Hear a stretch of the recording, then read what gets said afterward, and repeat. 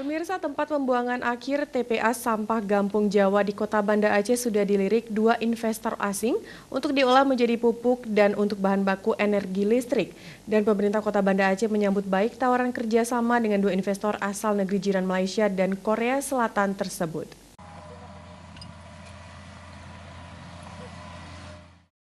Tahun lalu tempat pembuangan akhir TPA Gampung Jawa Kota Banda Aceh sudah over kapasitas, sehingga memaksa pemerintah Kota Banda Aceh mengoper 140 ton sampahnya per hari ke TPA Blang Bintang Aceh Besar, yang dikelola Provinsi Aceh.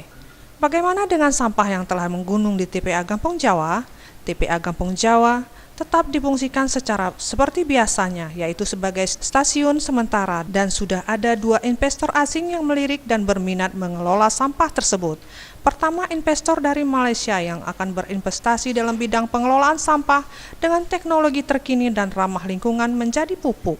Sedangkan satu lagi dari Korea Selatan yang akan menjadikan sampah menjadi pembangkit listrik. Wali Kota Banda Aceh Aminullah Usman menyambut baik 2 investor ini.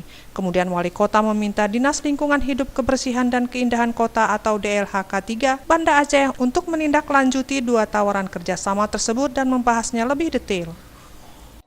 Kita sedang berupaya kerjasama, nih baru-baru ini juga ada dari Malaysia, sebelumnya juga ada dari Korea Selatan. Mereka ingin mengolah sampahnya, ada yang mengolah menjadi listrik, dan ada yang Malaysia kemarin ingin mengolah menjadi pupuk. Jadi sampah di sana itu nanti dihabiskan di sana. Karena itu mengangkut itu 5 hektar itu bukan gampang, ya. Mungkin bertahun-tahun pun kita angkut belum habis juga dan memakan biaya yang sangat besar. Jadi di sana nanti akan kita dirikan listrik sampah dan juga tempat pengolahan pupuk.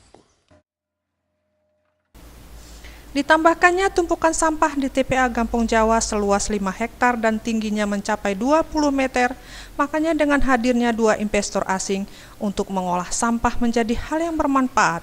Sekaligus pemerintah Kota Banda Aceh menargetkan tahun 2025 mendatang, Kota Gemilang akan terbebas dari sampah. Tim Liputan Aceh TV.